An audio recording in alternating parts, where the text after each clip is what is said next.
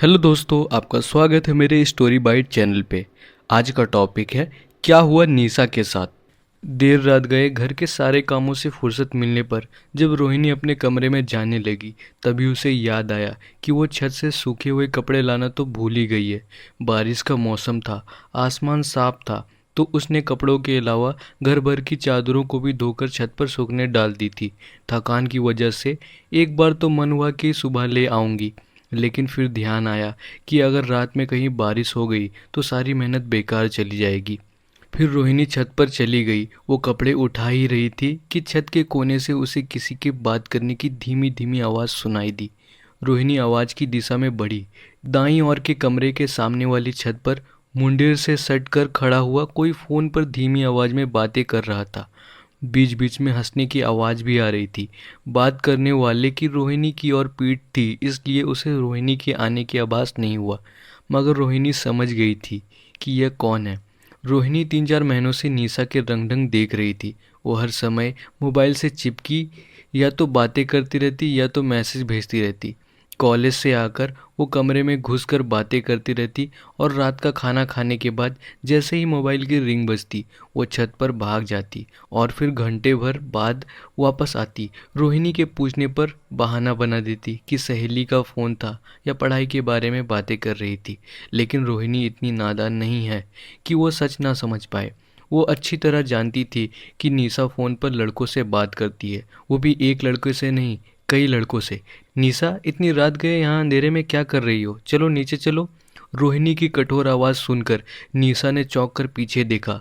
चल यार, मैं तुझे बाद में कॉल करती हूँ, बाय, कहकर निशा ने फ़ोन काट दिया और बिना रोहिणी की ओर देखे नीचे जाने लगी। तुम तो 1-1.5 घंटे पहले छत पर आई थी निशा, तब से यहीं हो? किससे बात कर रही थी इतनी देर तक? रोहिणी ने डपट कर पूछा।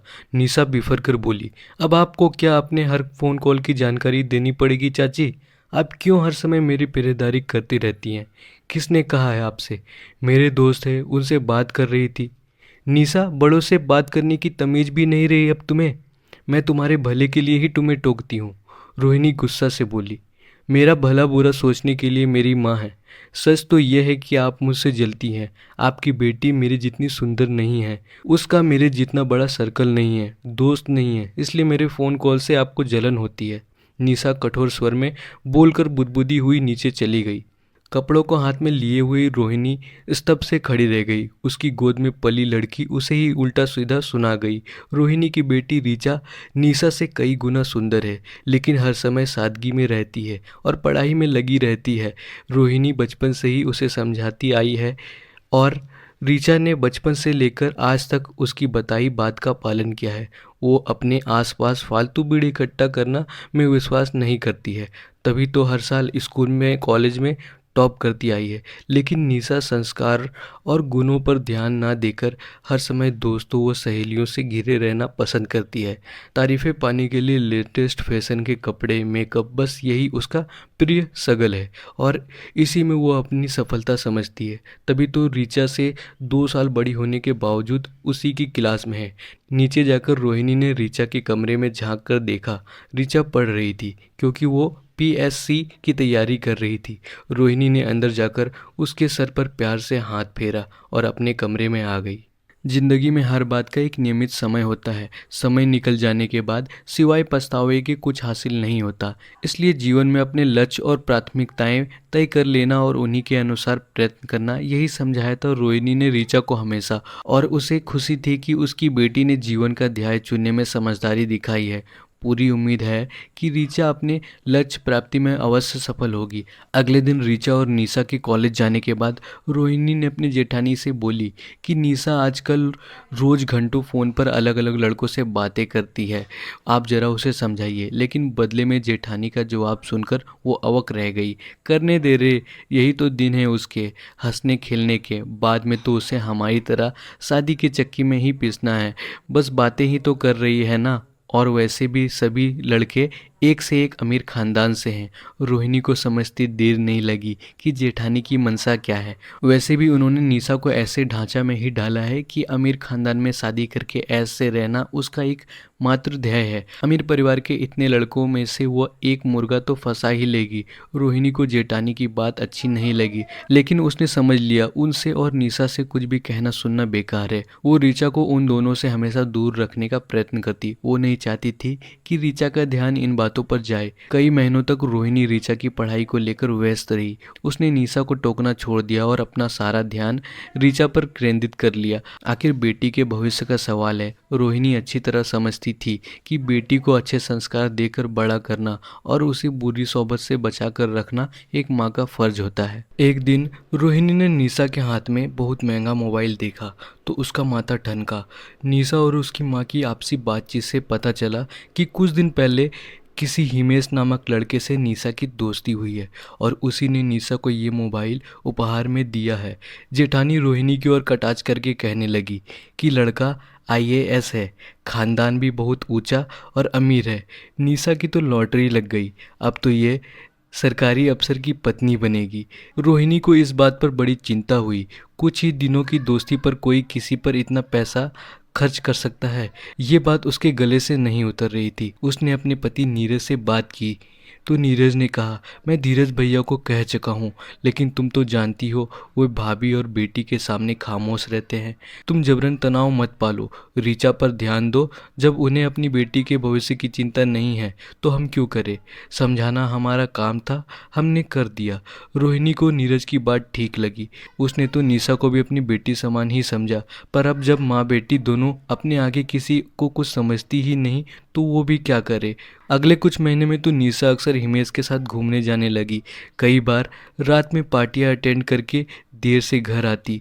उसके कपड़ों से महंगी विदेशी परफ्यूम की खुशबू आती। कपड़े दिन पर दिन कीमती होते जा रहे थे।